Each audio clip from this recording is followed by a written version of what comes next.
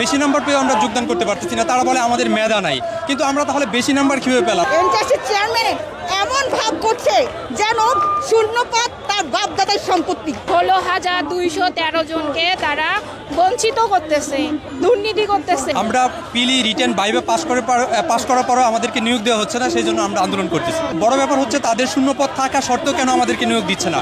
আরেকটা হচ্ছে আমাদের থেকে কম নাম্বার পেয়ে, অর্থাৎ আমরা বেশি নাম্বার পেয়ে আমরা যোগদান করতে পারতেছি না, তারা বলে আমাদের মেধা নাই, কিন্তু আমরা তাহলে বেশি নাম্বার কীভাবে পেলাম আর তারা কম নাম্বার পেয়ে কীভাবে মেধাবী হলো, সেটা হচ্ছে আমাদের প্রশ্ন এনটিআরসি চেয়ারম্যানের কাছে। আমাদের দাবি হচ্ছে দুইটা।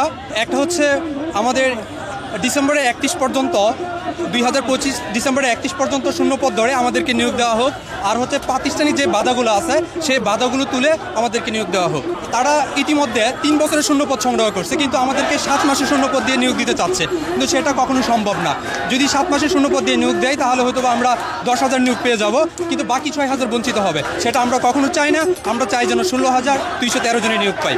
আমরা 18তমতে 18 লক্ষ প্রতিদ্বন্দ্বীর সাথে প্রতিদ্বন্দ্বিতা করে মেধার ভিত্তিতে 3টা স্টেপে পরীক্ষার মাধ্যমে আমরা সার্টিফিকেট অর্জন করেছি। আমাদের যোগ্যতা স্বরূপ আমাদের কাছে সার্টিফিকেট আছে, তারপরেও আমাদেরকে চাকরি দিচ্ছে না।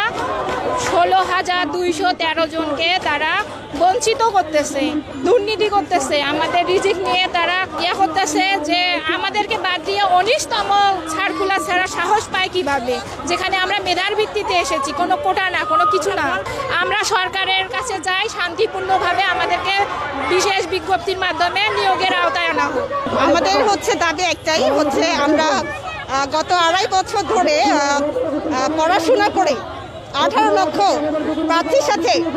প্রার্থীর সাথে হচ্ছে বিট করে চ্যালেঞ্জ করে আমরা 60,000 উত্তীর্ণ হয়েছি, কিন্তু এনটিআরসির চেয়ারম্যান, এনটিআরসি এমন একটা প্রতিষ্ঠান, সেখানে তারা শুধু কি করছে, 41,000কে সুপারিশ করছে, 100 সুপারিশ করার পর 16,000 বঞ্চিত হয়েছে। কিন্তু এই আমিনুল স্যার মনে হয় 1.5 মাসও হয়নি নতুন চেয়ারম্যান এসেছে এনটিআরসি প্রতিষ্ঠানে। উনি এসে কি করবেন, 16,000 কেন বাদ পড়লো এটা নিয়ে একবারও মিটিং করলো না করে কি করলো, উনি 19তম সার্কুলার জন্য মিটিং করে বারবার কিভাবে রাজস্ব বাড়া যায়, কিভাবে টাকা কামানো যায়, কিভাবে বিজ্ঞপ্তি দিয়ে, কিভাবে সার্কুলার দিয়ে টাকা কামানো যায়, সেই ধান্দায় আছে। ওদের স্বপ্ন পূরণে পাশে থাকতে পেরে আমরা গর্বিত।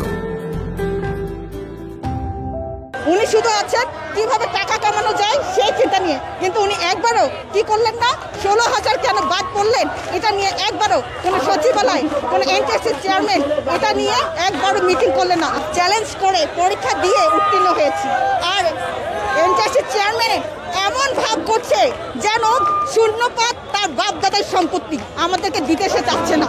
কেন চাচ্ছে না? ওই শূন্যপদগুলো নিয়ে উনি 19তম সার্কুলার দেবে, নতুন নীতিমালা পরিবর্তন করবে।